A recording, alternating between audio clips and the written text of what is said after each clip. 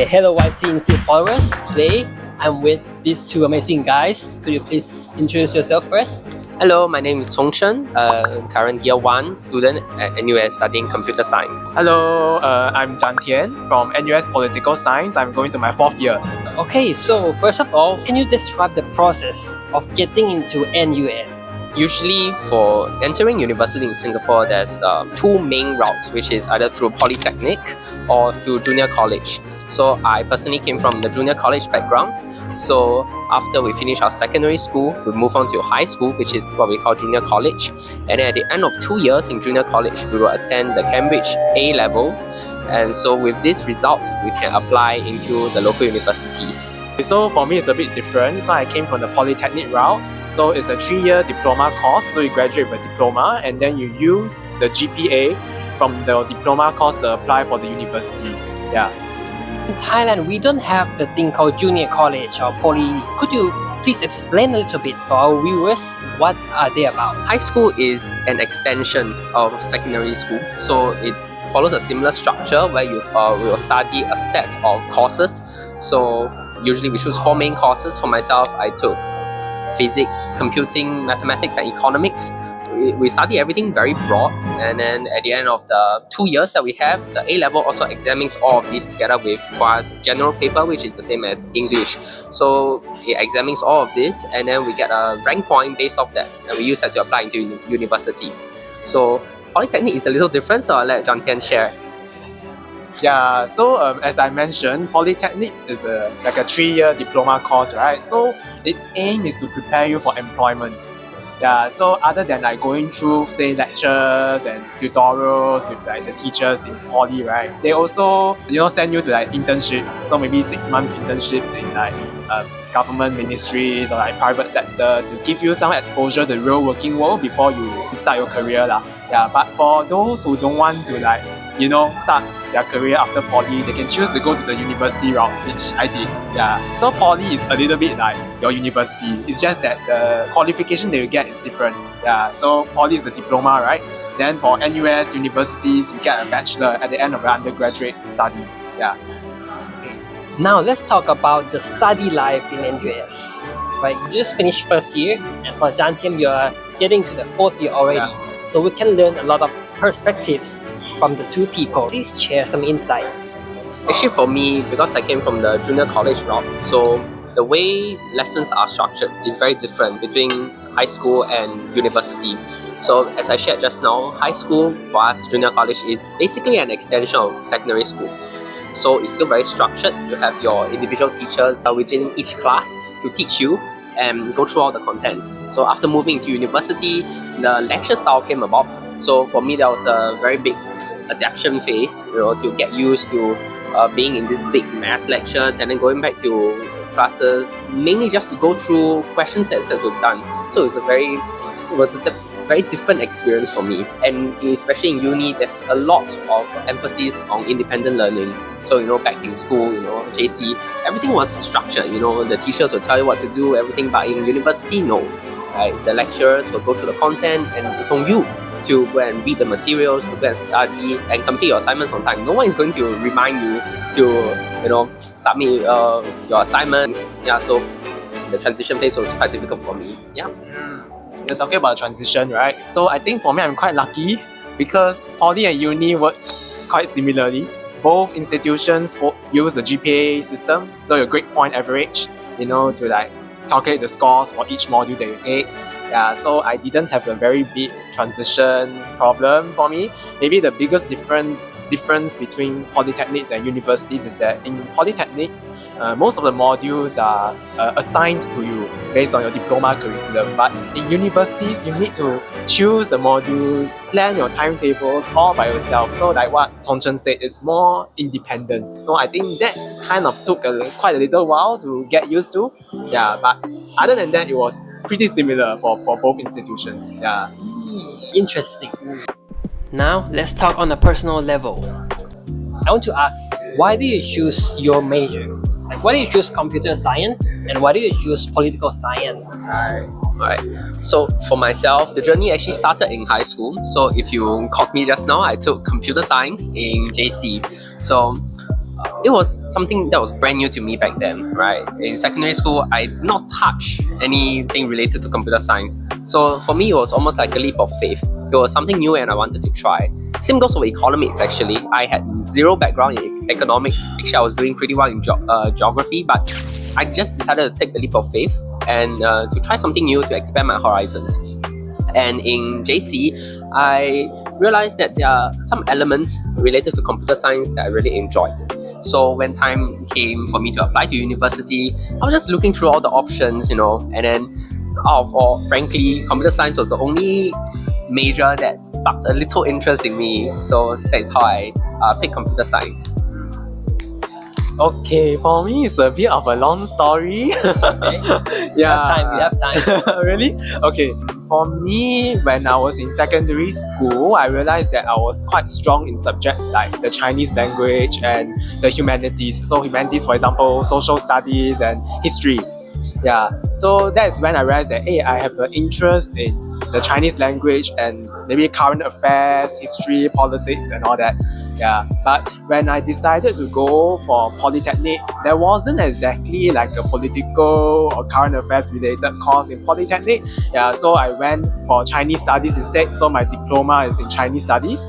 I think luckily I did kind of well in Poly. Yeah, because to get from Poly to university is very hard.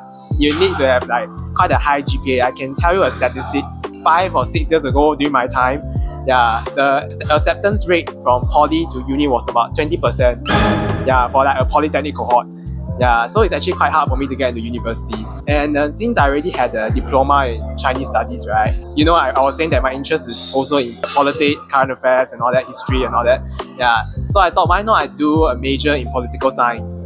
Yeah, because I didn't think that it would make much sense for me to hold 2 certificates in the same major. Yeah, so and I wanted to try something new. I think studying political science and reading up news and watching current affairs is very different.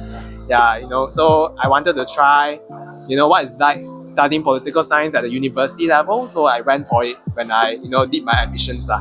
Yeah. It's very interesting. Now let's talk about in terms of education system. Since this is an educational page on YouTube, right? So I have a question that is the education here free? If yes, which grade to which grade? And if not, how much does it cost for the tuition fee? In Singapore, education for locals is technically free until if you are going to JC, it goes until the JC level. So the way it works for locals is you pay a basic miscellaneous fee. And so this miscellaneous fee is meant to cover like material, electricity, water bills. But usually this come to $30-$40 per month. You can consider it as free. Yeah, it's very, very cheap for local residents. But of course, for foreign students, whether you are from ASEAN or non-ASEAN, the price will differ greatly. And if you are an international student, that can go up to more than 1,000 per month to study in Singapore. So it can get quite expensive. Have anything else to add on that? I have anything else? Maybe just a small clarification, because I think free education exists in primary schools. Yeah, but you do have to pay a miscellaneous fee. And then I remember when I was in secondary school, I had to pay like a monthly $15 school fee or something, plus the miscellaneous fee. Oh yes, Yeah, I forgot about that. Yeah, but it's a very small amount, and I would say it's heavily subsidized for local residents. And there's also another distinction that I like to make is at the secondary level onwards, we have like private versions as well as the government-funded public versions. So of course, the government ones will be the one that Jantin and I share about, where the school fee is very minimal, heavily subsidized. Okay, next one. Please tell the level of stress of studying in Singapore. Okay, and is there any quotas for like Chinese students? For example, like if in Malaysia, there's like Chinese Malaysian and like Indian Malaysian, many types of Malaysian. So is there special quotas of the students to be able to get in the university?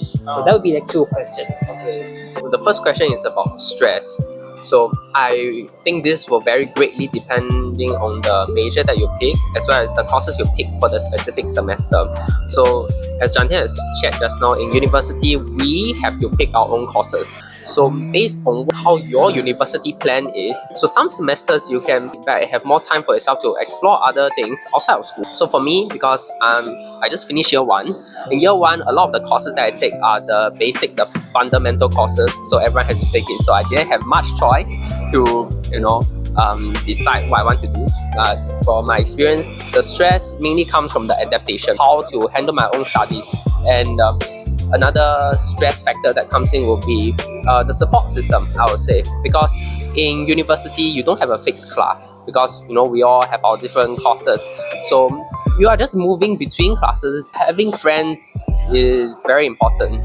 Yeah, to have a support system means you need to find friends outside from the classes most of the time. I have plans to, participate in more school activities, to broaden my circle, make more friends, and hopefully make the journey a little easier for myself. I think Chongchen shared a lot about the university stress level. So maybe I share a bit about the, before university, primary school, secondary school and all that. So I can be honest with you, I do think that the education system here is quite stressful. A lot of us complain about it on social media, but that's another story for another day. But okay, because we have national exams at the end of each stage. So for example, at the end of 6 years of primary education, you have to take this exam called the primary school leaving examination. So it's a national examination. I think you have 4 subjects. English, math, your second language, and then science. Every final year primary school student, we have to take the same examination. So that can be quite stressful because that determines your secondary school posting. And then there's this thing called streaming. So based on your primary school leaving examination results, you will be streamed into different tracks. I think now they have changed, but back in our days, we were streamed to like 3 tracks. Long ago. Yeah, it's not that long ago, but they changed it recently. So I can share from what I know. So we were streamed to 3 tracks. So the express track, the normal academic track, and the normal technical track. So express track means 4 years of secondary school education. Normal academic means 5 years of secondary school education in general. Normal technical trains you more on the technical stuff, the hands-on stuff, and prepares you for vocational education after secondary school. So that is 4 years. At the end of secondary school, you have another national exam to take based on which track you're in. So they are called the O or N level. So O stands for ordinary, N stands for normal. So it's the same thing like your primary school leaving examination. You will take the subjects that you have taken during secondary school and go for the same exam with everyone. So the stakes can be quite high because that secondary school national exam results, you will decide whether you go to a JC, which Chongchen went to, or a poly, which I went to, or a vocational institute. So that's where the stress comes from. If you ever come to Singapore, like closer to the national exams period, you will see students studying for exams in the libraries or at the Starbucks. You wouldn't find a seat in Starbucks because it has been occupied by the students preparing for the national examinations. So it can be quite stressful in that aspect.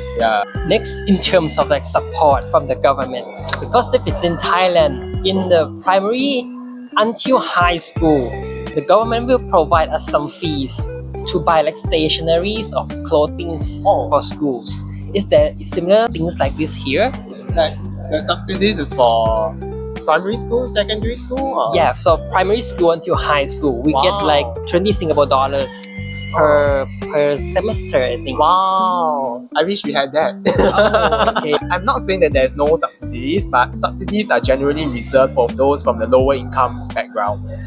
So if your family is, still surviving on a daily basis, you wouldn't really get a subsidy. So you need to prove to the education ministry that you really is in need of financial aid, financial assistance. So that is when they will give you maybe some vouchers to buy meals at the canteen, or maybe they give you some vouchers to buy your textbooks and your uniforms. But generally we don't really have that.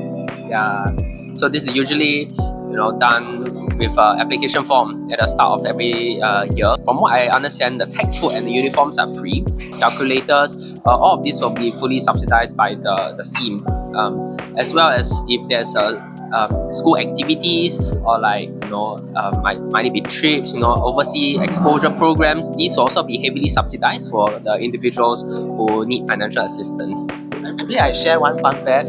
So actually we have this thing called EduSave in the primary and secondary schools. EDUSAVE. Yeah, so it's basically like an education fund from the government. The government will open like an education account for them. So the government will like top up funds for them. And these funds can be used for, let's say if your school wants to go overseas, bring you on an overseas trip, or bring you on an enrichment program. You can withdraw some money from that fund to pay for these programs so that no money is coming out from your parents' pocket. Yeah. So it's like an education fund sorts of. Yeah. And then maybe after secondary school, this fund can be used to pay for your. I don't know if you can pay for JC, but for me, I can pay for my polytechnic fees. You can pay for JC, is it? Yes, it will be converted into what we call a PSEA account. So it's post-secondary education account. From what I understand, like if you still have leftover, you'll eventually be thrown into our CPF lah. But that's another story for another time. So CPF is like the social, how do you call it in English? Like social security fund, something like that. Or like pension sort of. That's like a retirement fund. Yeah. Complicated scheme. Yeah, complicated. Another story. So, as a NUS student, do you have anything to share, like advice to give for prospective students who want to come and study here in NUS, like high schoolers getting to uni? Okay. From what I understand, while certainly it's possible to definitely come to Singapore universities like NUS, as an undergraduate, it is extremely competitive.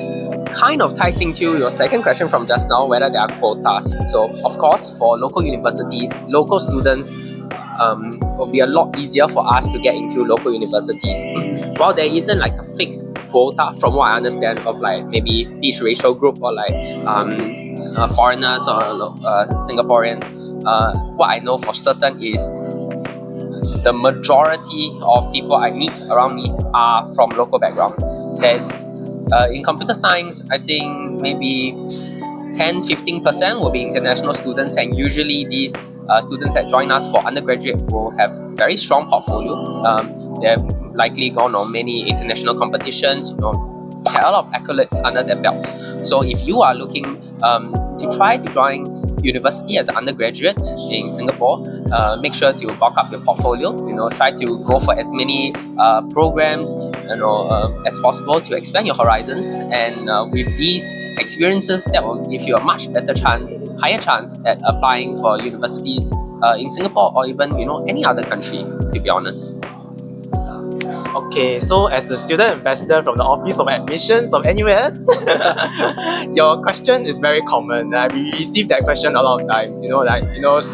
Even locals or international students, they keep asking us, what should I put in my portfolio or the application to stand a higher chance to get into NUS? Because to be honest, getting into NUS is very competitive. More so for international students, like what Chong Chen said. Every applicant, you have to submit a personal statement. Yeah, so you have to share why you want to get into NUS and why you want to get into the course that you are looking at. Yeah, maybe it can be out of passion, or maybe it's like your long-standing interest from since young, or maybe you have done projects in high school related to that, or whether you have done any leadership activities and all that. Anything that can boost your portfolio, I think that is very important. If you happen to get an email notification saying that we would like to invite you to an interview or an essay test. I mean, these are common methods that NUS use to try to suss out whether you are suitable for the course or for the program. Yeah, so do go for them. I can share with you, I went for essay test. Yeah, so maybe they will ask you to write an essay about maybe 1,000 words, I can't remember, but yeah, maybe they'll give you a topic and write an essay and share your views about whatever that is asked. Yeah, for some of my friends, they went for interviews, so they can be panel interviews. Yeah, and you likely meet the professors who's maybe from that course or even from the admissions team. They want to know more about what you have included in your personal statement. It's just some tips and advice. Try to top up your portfolio and your personal statement. They are very, very important. they can be your first step into getting admissions into NUS now. Yeah. Maybe just to add on, I think more in general, and it's not limited to like application into Singapore universities or NUS. It's just in general, I think, to really get yourself out there, right? If there are any opportunities to do anything, go for it. Like might it be like overseas exchange, any form of program, or like even as Jantian shared, like invitations from universities, to go for interviews, to go for any assessments. Just go for it, right? I mean, well, even if you're not too confident, I may not have the ability, but you never know until you go for it. And ultimately, all these experiences will help to improve yourself. You'll get better at these, and who knows, maybe all these will be leading up to that one interview or that one exam that gets you through that door and give you opportunities. So yeah, go for them. Maybe like one last thing. So actually because I've helped to like run open house, right? We actually host an open house every year in March, so do come to Singapore and visit NUS if you're interested. Yeah. But every time during open house, there are students who feel that it's very hard to get into NUS or any Singapore universities because maybe the admission requirements are quite stringent, maybe the points are quite high, and they are not very sure whether they want to apply. So my advice is just apply because you never know what will happen. Yeah, maybe your portfolio is actually strong enough for you to score an interview at least. Yeah, so I think like what I said, so if you never even like submit the application, you are losing that opportunity, I feel. So just grab every opportunity while you can. Yeah. Actually, yes. When Jantin talked about just applying, I just thought of something because even within among my friends, my juniors who didn't do so well for their A-level examination, and I have known people who fall below the recommended grade cut point for specific majors within universities, but they still applied, and I know someone who has gotten through. Yeah. So grades really isn't about everything, and whatever kind of like maybe recommended grade cutoff that you see, you have to remember that these are past year figures, and every year is different, every cohort is different. So don't let that number prevent you or like discourage you from trying, because you never know what happens. There's many factors that university admissions office take into consideration, not just your point, but also your background, your portfolio, your personal statement, your ambitions, many factors. So don't be discouraged even if you didn't do too well. So just try for all the opportunities you can, and you never know what will happen. I love it when you guys mention just go for it, because that's also one thing that Thai students are quite afraid of. So it's great, right? You guys hear from them already, you know what to do, okay? Alright, so lastly, before we end the video, do you have anything to like to promote yourself on what you're currently doing? Something like that, you can share something. I know you have something to share. Yeah, so I mean outside of NUS, I'm running this community platform called Simplified, so SEAMPLIFIED. So what we do is that we want to help youths explore opportunities in Southeast Asia through inspiring content and community events like a secret networking session. Yeah, so if you are interested, please follow us on our Instagram and LinkedIn, and we are on Substack as well. There's a newsletter. Yeah. It's good. Alright, so that will be it for the video. So if you have any comments or if you want to ask them any questions, you can leave down in the comments, or you can ask in my Instagram YZ Institute. Until next time, see you. Bye bye. Bye.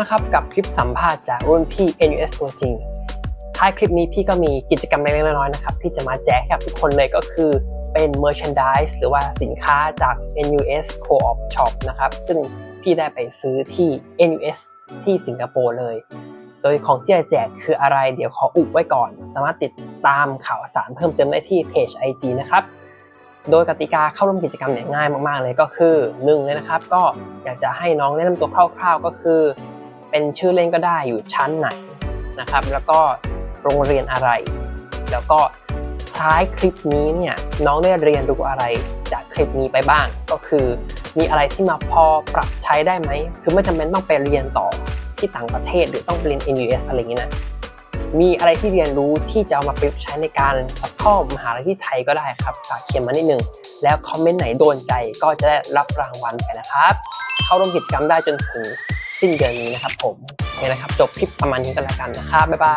ย